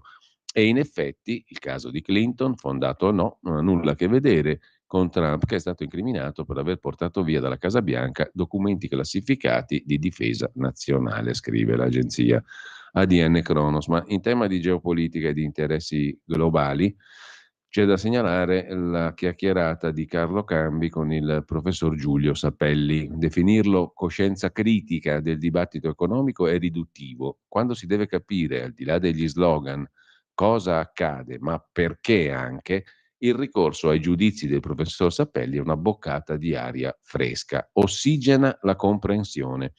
Torinese, pragmatismo sabaudo, profondissimo cultore della storia del pensiero economico, è stato al vertice di grandi imprese e di grandi banche, ha studiato a lungo l'economia mista pubblico-privata di cui è stato anche un protagonista e oggi ha allargato il suo orizzonte ai movimenti geopolitici che sono il teatro in cui si dipanna la vicenda dell'economia mondiale. Il suo ultimo libro, Ucraina anno zero, una guerra tra mondi, uscito un anno fa per Guerini e Associati, è una lucida eresia rispetto al mainstream. Sapelli sostiene che Putin ha come obiettivo la neutralità dell'Ucraina per avere mano libera sul Mar Nero, non altro. Ogni saggio di Sapelli, tra i 30 che ha scritto, è il manifestarsi di un pensiero laterale, una prospettiva che con la verità serve a ragionare di salari, di Europa e delle prospettive dell'Italia. Partiamo dal salario minimo. Ellis Line accusa il governo di affamare gli italiani. Landini, CGIL, ritiene il salario minimo indispensabile, ma Giorgia Meloni non cede. Chi ha ragione? Io sono contrario al salario minimo, afferma il professor Sapelli. Ho detto chiaramente che il modo reale per aumentare la retribuzione è la contrattazione, che peraltro aiuta anche il pluralismo istituzionale in un sistema corretto ed efficiente di relazioni industriali in presenza di un aumento di produttività.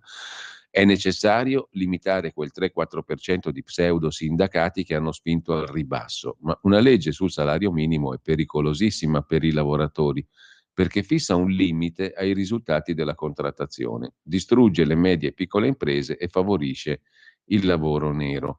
Il sindacato, parlo di quelli più rappresentativi, non ha abdicato al suo ruolo. C'è stata nelle grandi aziende una controrivoluzione e il rapporto capitale-lavoro si è spostato a vantaggio del capitale, sottolinea Sapelli. C'è stata una vera e propria offensiva contro il lavoro ed è troppo facile prendersela con i sindacati, al netto di quelli che nascono come funghi e non rappresentano nessuno. Nella piccola e media impresa è diverso, c'è un rapporto di cooperazione tra azienda e lavoratori e lì si vede bene il ruolo positivo del sindacato che aiuta a stemperare le tensioni sociali. Il sindacato, se funziona bene, aiuta lavoratori e aziende. Una buona impresa ha sempre un buon sindacato.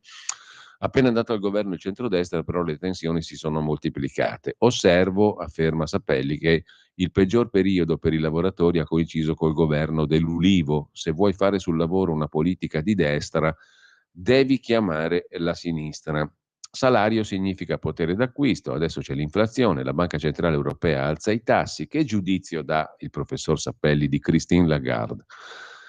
La vedo, risponde Sapelli, come l'ho sempre vista. Siamo in mano a una tecnocrazia incompetente che accede ai posti di comando come se ci fosse un manuale Cencelli per quote nazionali e misura il peso delle scelte economiche guidata da un'ideologia e da una teoria che obbedisce al pensiero mainstream e non a quello economico.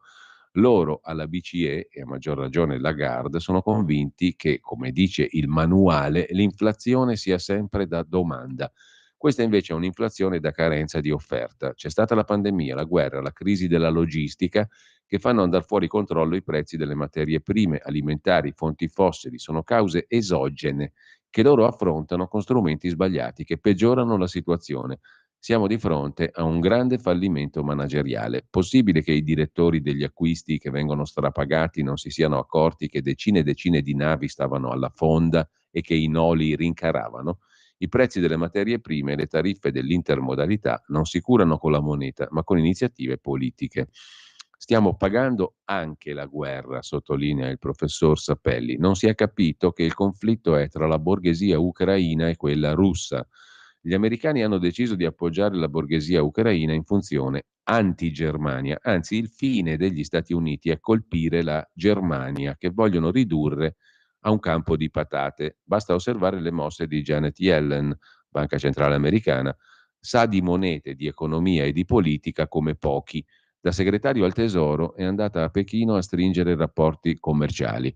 La politica estera non deve essere un fattore di decoupling rispetto agli affari, solo che gli americani vogliono parlare ai cinesi avendo l'esclusiva e a modo loro, dice ancora il professor Sapelli, non come la Russia o come ha fatto fin qui la Germania. Ecco a cosa serve la guerra. Ecco perché la Germania, che ha più problemi di logistica di tutti e ha il problema di sostituire il gas russo, deve essere messa sotto controllo. Parlare di deglobalizzazione è fuori luogo. Il rapporto di interdipendenza tra le economie, cominciato a metà Ottocento, è irreversibile. È interdipendente il sistema delle monete, c'è un sistema internazionale economico fatto a frattali che ha degli smottamenti continui che danno l'impressione della deglobalizzazione. Stiamo vivendo nell'epoca dell'incertezza permanente alimentata dai conflitti, dai rapporti demografici, dalle emigrazioni che ci interrogano sul rapporto dell'Africa con l'Europa e di quello del Sud con il Nord America.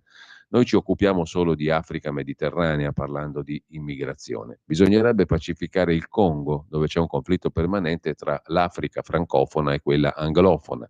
Va favorita un'emigrazione interna all'Africa puntando sul suo sviluppo. Se risolviamo i loro problemi, risolviamo i nostri. Diversamente non ci sono soluzioni a buon mercato. Enrico Mattei aveva allora ragione. Mattei è stato un profeta, ha creato l'ENI e ha visto lontano, solo che è stato una meteora. Abbiamo avuto grandi uomini di impresa come Adriano Olivetti, loro si muovevano nell'idea del capitalismo misto, pubblico-privato. È tutto scritto nel codice di Camaldoli, dove gli economisti cattolici, uno per tutti Ezio Vanoni, hanno steso il progetto dell'Italia diventata potenza economica. Bisogna ripartire da lì. Se ne è accorto anche Mario Draghi che dice all'Europa basta tecnocrazia, più politica, meno bilancio, più rilancio.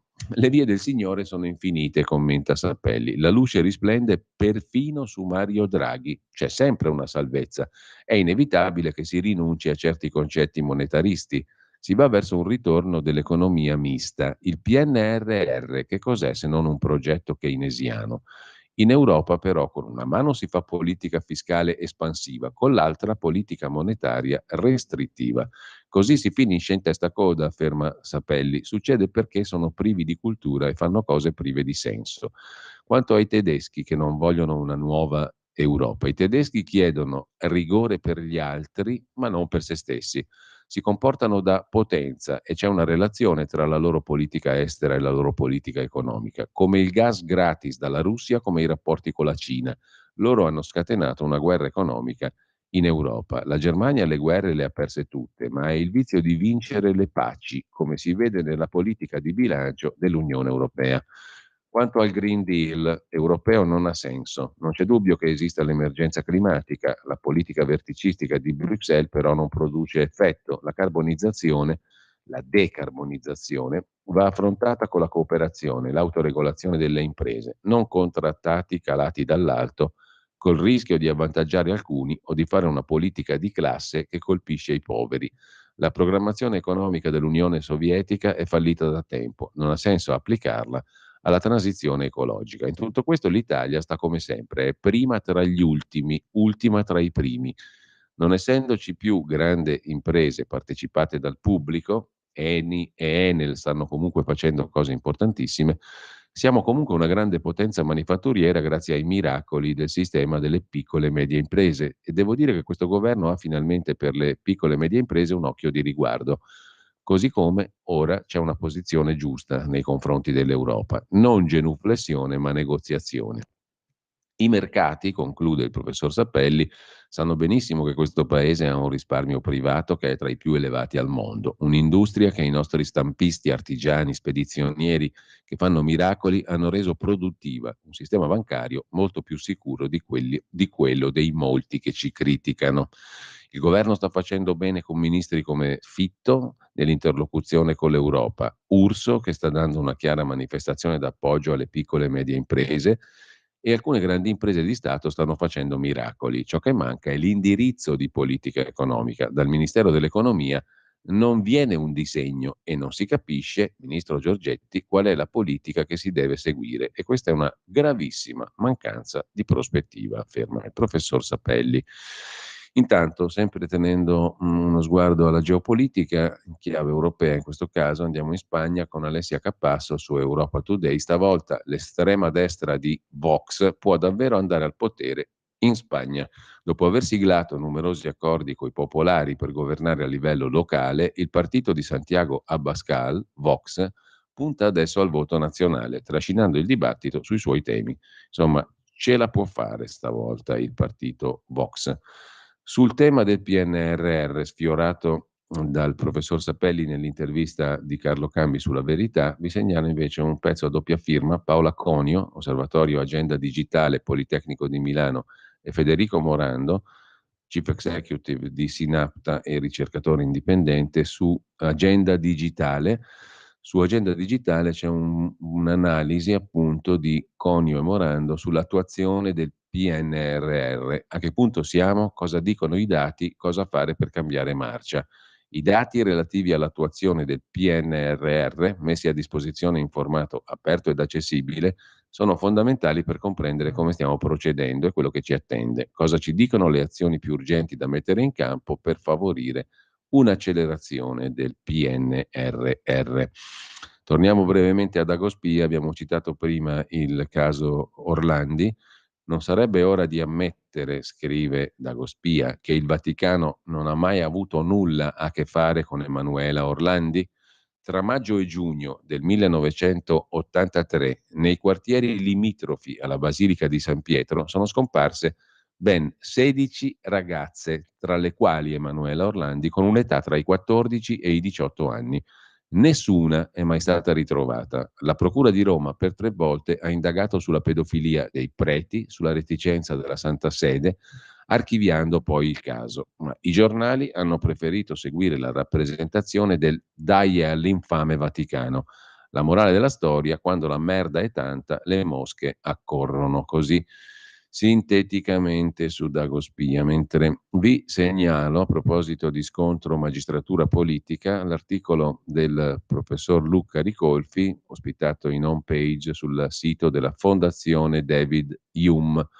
Anche la politica ha le sue colpe, sottolinea Ricolfi, che negli ultimi 30 anni la magistratura sia esondata andando al di là del ruolo che le assegna la Costituzione non è un'opinione, è una constatazione che nessuno storico del futuro contrasterà. Che la politica voglia mettere fine a questo stato di cose che mina l'autonomia del potere legislativo e del potere esecutivo è perfettamente comprensibile e più che ragionevole. Quello che invece non mi pare adeguatamente compreso è come si è arrivati a questa situazione e quale sia il modo di uscirne. A dar retta ai detrattori della magistratura, scrive Ricolfi, pare quasi che la propensione di una parte dei pubblici ministeri e giudici a venir meno ai doveri di neutralità e di imparzialità sia stata il frutto di una sorta di deviazione o degenerazione interna. Ma non è andata così, o meglio, non è andata solo così. Se vogliamo guardare i fatti della nostra storia con obiettività, È difficile non vedere che la degenerazione di una parte della magistratura ha anche cruciali cause esterne, anche remote nel tempo. La prima sono le inadempienze della politica e, a dirla tutta, anche quelle della società civile. Quando si rimproverano i magistrati di fare politica, si dimentica che l'invadenza e l'arroganza del potere giudiziario sono anche il risultato di nostre mancanze e di una sorta di delega che noi stessi abbiamo conferito. Se per tanta parte dell'opinione pubblica i magistrati sono diventati giustizieri, è anche perché alla magistratura è stata affidata una sorta di funzione di supplenza nei confronti degli altri poteri pubblici. L'incapacità di fare i conti con la mafia, la corruzione, gli appalti truccati, l'evasione fiscale, lo spreco di denaro pubblico hanno alimentato, in una parte dell'opinione pubblica, la speranza che la magistratura potesse fare quel che la politica non sapeva o non voleva fare. C'è però anche una seconda causa che ha reso abnorme il potere dei magistrati, in particolare quello dei pubblici ministeri, il modo in cui la politica è solita reagire alle inchieste e agli avvisi di garanzia nei confronti dei propri esponenti. Quando un politico è colpito dal sospetto si assiste sempre alla stessa commedia. Politici e spesso giornalisti della sua parte politica si sperticano in garantismo. Dall'altra parte dello steccato che divide destra e sinistra, gli esponenti della parte avversa, dopo la rituale dichiarazione di garantismo, innocenza fino a prova contraria, auspicio che la giustizia faccia piena luce, pronunciano la parola chiave che ribalta tutto il garantismo. Però, e giù sospetti, allusioni, commenti alle notizie di stampa fino al passaggio cruciale. L'invito a fare un passo indietro, anche se innocenti, in nome dell'opportunità politica. In sostanza la richiesta di dimissioni.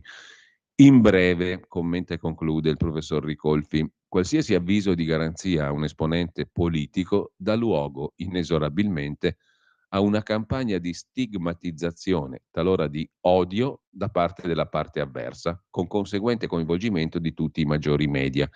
Come non rendersi conto che questo è un formidabile assist alla magistratura?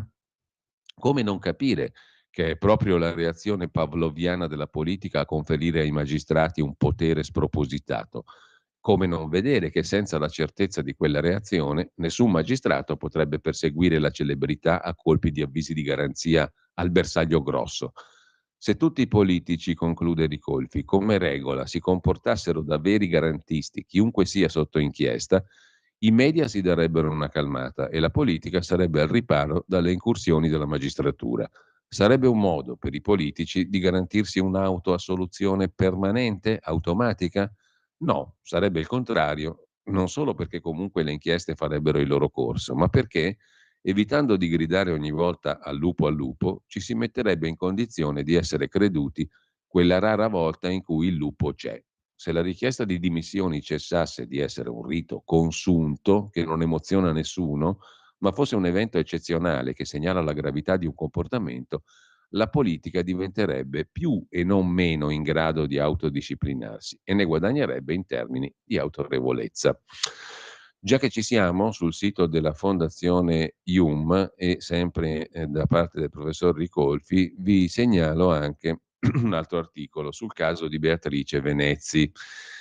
Marzo 21, Beatrice Venezzi al Festival di Sanremo dichiara che preferisce essere chiamata direttore d'orchestra piuttosto che direttrice o direttora. Laura Boldrini, ex presidente della Camera, trova la voglia di montare una polemica. La presa di posizione della Venezia è un problema serio e dimostra poca autostima, dice Boldrini. Che dire, se uno pensa a quanti e quali problemi veri ha l'Italia, viene il mal di mare a constatare che ci sia qualcuno a sinistra che pensa che il fatto di preferire direttore a direttrice costituisca un problema serio. Quanto alla scarsa autostima, viene da ridere. Boldrini ha visto il curriculum della Venezzi? Si è accorta che è la più giovane direttrice d'orchestra italiana? Ma andiamo avanti. 10 luglio 23. Beatrice Venezzi incorre nell'ira di 14 associazioni sedicenti democratiche e antifasciste francesi. Alla fine del 23 dovrebbe dirigere l'orchestra filarmonica per i balletti di Natale e il concerto di Capodanno a Nizza. Ma le associazioni democratiche antifasciste non ci stanno. Lanciano una petizione in cui chiedono al sindaco di Nizza, al direttore generale dell'Opéra Nice Côte d'Azur, di annullare l'invito. motivo le idee politiche di Venezi, la sua partecipazione alla convention di Fratelli d'Italia l'anno scorso, il suo ruolo di consigliere di ministro della cultura San Giuliano. Non è finita. 2 giorni dopo, il 12 luglio, a Lucca il Summer Festival, centenario di Puccini. Venezi dirige l'orchestra e include l'Inno a Roma di Puccini, scritto nel 19, poi usato da fascismo e movimento sociale italiano. Per protesta, diversi membri del comitato promotore delle celebrazioni pucciniane, alcuni sindaci, un presidente di provincia, disertano l'evento, dimenticandosi che il medesimo inno cantato da Bocelli al Colosseo 2 anni fa non aveva suscitato proteste o contestazioni. Beatrice Venezi giustamente tiene il punto e rivendica l'autonomia dell'arte rispetto alla politica. Dovrebbe valere per scienza, letteratura e sport. Respinge l'idea che un'opera o un autore possano essere cancellati per il fatto che sono piaciuti a soggetti sbagliati. L'esempio di Wagner è perfetto, non dovremmo più ascoltare la musica di Wagner perché piaceva a Hitler, poi respinge l'accusa di essere neofascista o che lo sia l'attuale governo e accusa i suoi accusatori di misoginia. Attaccano una giovane donna per le idee del padre che era stato dirigente di Forza Nuova. Tutto ineccepibile, ma forse manca qualcosa. Venezia è stata troppo soft. La petizione in cui si chiede di toglierle la direzione dei concerti di fine anno a causa delle sue idee politiche andrebbe considerata per quel che è, incitamento a compiere discriminazione. Sia nella Costituzione italiana, sia nel diritto europeo, Carta fondamentale diritti dell'uomo, articolo 14 della CEDU, le idee politiche sono indicate esplicitamente fra le ragioni sulla base delle quali è inammissibile effettuare discriminazioni. Così diventa del tutto irrilevante stabilire quali siano le idee politiche di Beatrice Venezi. Il punto non sono le sue convinzioni, ma come mai nel 23 una parte della sinistra considera normale, anzi dovuto, discriminare una giovane donna a causa delle sue idee. Non era la lotta contro la discriminazione, ogni discriminazione, uno dei cardini del politicamente corretto? Così Luca Ricolfi su Fondazione IUM. Vi segnalo l'articolo poi su Atlantico Quotidiano di Marco Ugo Barsotti che citavo prima su XAI, la nuova impresa di Musk, comprendere l'universo dicendo la verità. La sua intelligenza artificiale non sarà politicamente corretta come ChatGPT e le altre, ma la domanda di fondo, anche un'altra domanda importante è: in 2 anni avremo scarsità di energia? Colpa dell'intelligenza artificiale e delle auto elettriche, perché entrambe le questioni assorbono moltissima energia, sottolinea Barsotti su Atlantico Quotidiano, dal quale vi segnalo anche l'articolo di Gianluca Spera. Siamo nell'epoca del post-umanesimo, dai dogmi sanitari a quelli climatici. Irricevibile lo scurdammoci passato, tipicamente terzista, anche perché lo schema dogmatico e autoritario del Covid lo ritroviamo oggi applicato al clima, scrive Gianluca Spera. Con questo vi segnalo infine un ultimo articolo che ci porta invece in un articolo di cronaca tra i giovani milanesi. Alcol, strisce di cocaina fuori dalla discoteca, nessuno controlla i minorenni. Serata fra tavoli e butta fuori con le voci dei ragazzi. Se mi faccio, mi torna l'autostima. La notte inizia con il pre-serata. Su un muretto, nella prima aiuola libera, si svuotano i sacchetti ricolmi di vodka, Red Bull, Jack the Bitter. Lo Jägermeister costa troppo. Sono in 7, arrivano dalla Brianza per la discoteca, poi ripartiranno col primo treno del mattino. D'altronde, in pochi hanno la patente, ognuno ha un soprannome, figlio delle serate precedenti. Il Latin Lover coordina il gruppo, il Tigre indossa occhiali da sole bianchi per coprire pupille rosse e il Buio tiene la camicia blu scura sbottonata fino all'ombelico. È a lui che si appoggiano per avere un po' di bianca, anche se ne ha soltanto 1 grammo e vorrebbe tenersela. La carica prima di entrare per risparmiare. Solo uno di loro si tira indietro distaccandosi da quell'aria da duro che la canotta grigia e la catena d'argento gli danno. Io quella merda non la tocco, ho paura di rimanerci sotto. Sono 20enni, 19enni, l'anno prossimo avranno la maturità, cioè io non capisco questa che mi ha dato 4 in informatica con la media del 4,9, ma è un pur parlé. Ora i pensieri sono altri. Come entriamo, per esempio? Tra poco arrivano le tipe, sereno. Accade quando è da poco passata la mezza, il buio, allora si riallaccia la camicia, è ora di entrare. 30 euro di prevendita per i maschi, 25 per le femmine e si accede a una nota discoteca tra l'Arco della Pace e Piazza Cadorna. Minorenne che sia, basta avere le giuste conoscenze, qua confida un giovane in fila, e poi il reportage prosegue. Se mi faccio, mi torna l'autostima. Alcol e strisce di cocaina. Nessuno controlla i minorenni. Musica. Stai ascoltando Radio Libertà. la tua voce libera, senza filtri né censura. La tua radio. E prima di ridare la linea a Giulio Cainar, che sarà in compagnia di Riccardo Molinari, Summertime, eseguita da Billie Holiday, morta il 17 luglio del 1959 a 44 anni. Buon ascolto.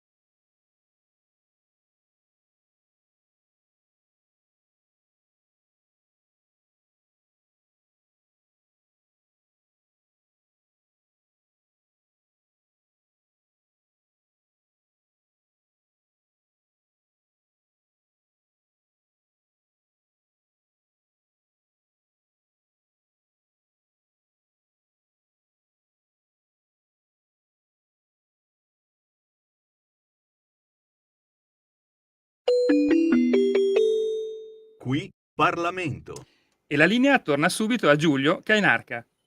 E naturalmente, come tutti i lunedì, insieme a Riccardo Molinari, capogruppo della Lega alla Camera, segretario della Lega in Piemonte. Buongiorno Riccardo, grazie. Buongiorno a tutti.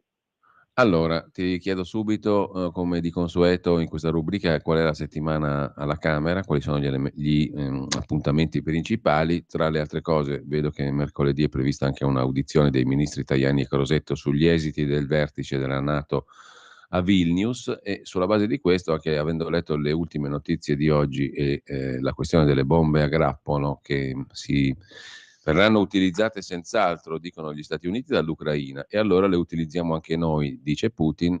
Sulla scorta di questo, ripeto, ti chiedo, secondo te questa guerra che ormai ci accompagna da tantissimi mesi e che sembra non finire, anzi sembra andare sempre più verso un punto critico, che finora non c'è stato, per fortuna, col coinvolgimento di tutti. Insomma, è sotto controllo questa guerra? Ormai ne siamo abituati, no? Tutti i giorni diamo per scontato che continua la guerra in Ucraina. È sotto controllo o può scoppiare fuori il dramma da un momento all'altro? Allora, per venire alla settimana parlamentare, questa settimana avremo il decreto cosiddetto inceneritore, diciamo il decreto sul settore energetico, quindi con la proroga di alcune misure di contenimento del taglio delle bollette e con delle misure per il famoso inceneritore di Roma, Sì. di cui tanto si parla, e insomma tutte una serie di altre norme legate all'attuazione del PNRR, quindi diciamo questo Sì. è il tema principale della settimana. Poi ci sono una serie di mozioni e altro, ma dubito che riusciremo a discuterne perché si farà questo provvedimento qua.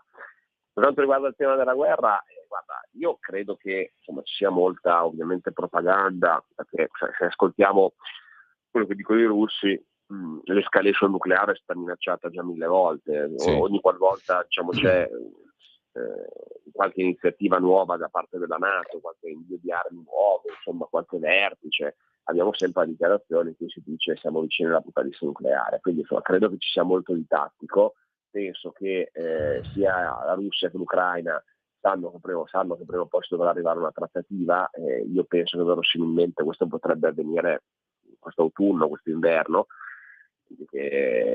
anche perché insomma è chiaro ormai dalle forze in campo che la Russia non ha la forza di arrivare a Kiev, tanto per banalizzare, Kiev non riesce con la controffensiva a rioccupare, a riprendersi tutti i territori occupati.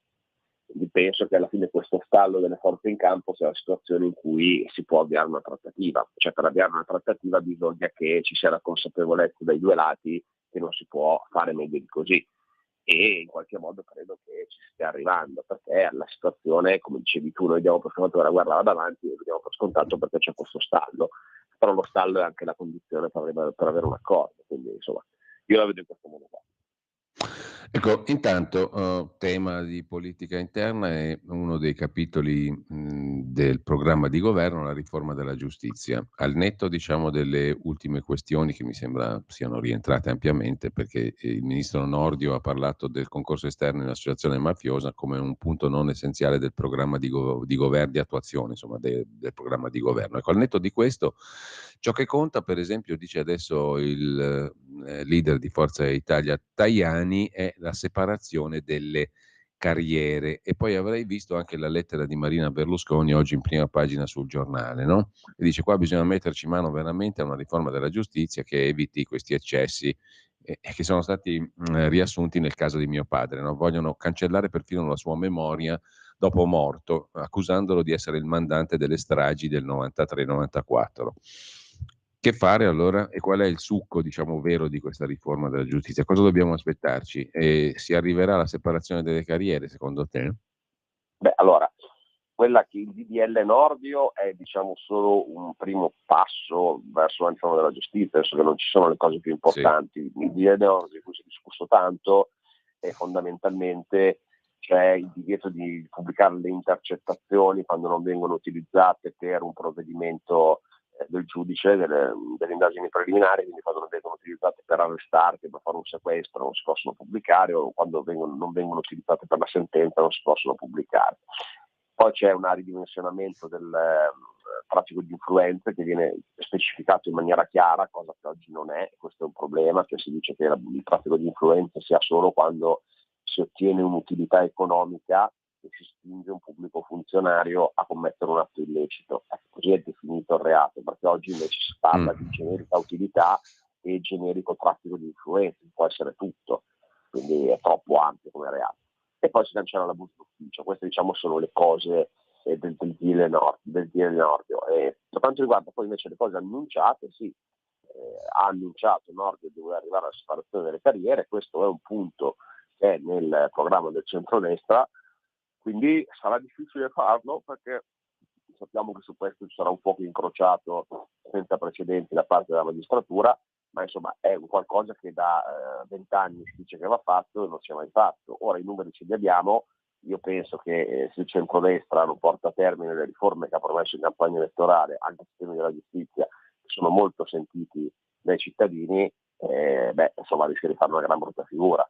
Quindi nonostante sia difficile, la riforma della giustizia va fatta, perché è un sistema che non funziona. Noi abbiamo un sistema processuale accusatorio e abbiamo mantenuto il regime della magistratura che c'era nel sistema precedente, quindi con PM e giudici che fanno la stessa carriera, negli stessi uffici, e questo erano lo stesso tipo di garanzie di tutele. Questo non può funzionare nel momento in cui la Procura della Repubblica diventa una parte processuale esattamente come l'avvocato, non è più una parte terza, è una parte. questo è un problema che va affrontato, cioè o si riforma la procedura e si torna al regime inquisitorio, oppure si deve fare la separazione delle carriere, ma questa è una questione veramente logica. Intanto, altro tema lo ha rilanciato Matteo Salvini, la pace fiscale, che ha scatenato un'altra ondata di polemiche. Voi siete a favore degli evasori e via dicendo. Ora mi pare di capire che le rottamazioni non hanno prodotto un granché, che la gran percentuale di cartelle esattoriali è di importo molto modesto e peraltro pesa poco rispetto al carico complessivo della vera evasione fiscale, e che tutto sommato si tratta di liberare gente che non è che è evasore, è che ha difficoltà di pagamento, magari per permettergli poi di riprendere a produrre e quindi a pagare nuove imposte, più o meno, non so se ho capito giusto. Esattamente così. Noi abbiamo 1100 miliardi di non riscosso fiscale, cioè abbiamo un credito fiscale di 1100 miliardi che sono soldi che sulla carta lo Stato deve raccogliere ma che non riesce a raccogliere. Quindi tutte le forme di agevolazione del pagamento come la pace fiscale o saldo e stralcio sono servite a recuperare qualcosa, cioè a permettere, pagando un tot, di liberarsi dalla pressione del fisco, ma come giustamente dicevi tu, tanti non riescono a fare neanche quello. E allora diciamo che lo stralcio delle cartelle che si è fatto, quelle fino a 1.000 euro, è servito a quello, cioè parliamo di importi molto bassi che però possono bloccare una persona, possono mettergli il freno amministrativo sulla macchina piuttosto che bloccargli l'accesso al credito in banca o obbligarlo a lavorare in nero, insomma. Quindi è importante perché anche andando a sistemare piccole cifre con lo stralcio o con i pagamenti rateizzati senza pagare gli interessi, si può permettere a una persona di tornare a lavorare in chiaro e pagare poi nuove tasse. Quindi quella è la logica. La sinistra ovviamente un intervento di questo tipo lo vede come un regalo agli evasori perché non concepisce il fatto che ci siano dei liberi professionisti, commercianti, artigiani che semplicemente le tasse non riescono a pagarle, ecco. Però questa è la realtà. Altro tema, l'ultimo in questa nostra breve conversazione, ma importante, il memorandum firmato tra Unione Europea e Tunisia, che è stato fortemente voluto e preparato dal Presidente del Consiglio italiano, da Giorgia Meloni, no? Il memorandum che si basa sulla una serie di contributi economici alla Tunisia per collaborare da parte delle autorità tunisine a fermare alla partenza i migranti che arrivano soprattutto a Lampedusa. Funziona? È efficace secondo te? Sarà efficace? Beh, questo lo vedremo, certamente è la strada che bisogna percorrere, nel senso che l'abbiamo detto tante volte, l'unico modo di fermare le partenze è fare degli accordi con i paesi di origine e di partenza per cercare di trattenerli lì o quantomeno per avere la garanzia che poi si riprendano una volta arrivati qua da noi e riconosciuti come clandestini. Questo lo puoi fare solo con degli accordi bilaterali dove in cambio di aiuti economici o l'impegno, come in questo caso, a mediare con l'Unione Europea, col Fondo Monetario Internazionale per far aiutare la Tunisia, si riesce ad avere questo tipo di azione da parte loro. Era quello che si era fatto con la Libia, che aveva fatto Minniti con la Libia, che aveva portato avanti anche Salvini, ora lo si fa con la Tunisia perché partono dalla Tunisia. Credo che Giorgia Meloni abbia fatto una cosa più che giusta e diciamo che era già stata impostata dal ministro Piantedosi col vertice europeo di qualche settimana fa, in cui si era lasciata la libertà ai paesi di fare accordi bilaterali per i rimpatri. Questo è proprio un esempio, cioè ogni paese, in questo caso l'Italia, è libero di fare un accordo come ritiene con la Tunisia per i rimpatri e per bloccare le partenze. Quindi sicuramente è la strada giusta e l'efficacia la vedremo nei prossimi mesi. Bene, grazie allora a Riccardo Molinari, buona settimana, buon lavoro Riccardo. Grazie Giulio, un saluto a tutti gli ascoltatori.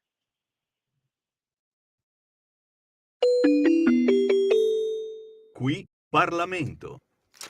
E prima di ridare la linea a Giulio Cainarca e a Carla De Bernardi per la grande città, Georg Friedrich Händel, musica sull'acqua. Il 17 luglio del 1717 il compositore tedesco naturalizzato inglese mise in scena proprio su una chiatta sul Tamigi a Londra questa bella composizione. Ascoltiamola insieme.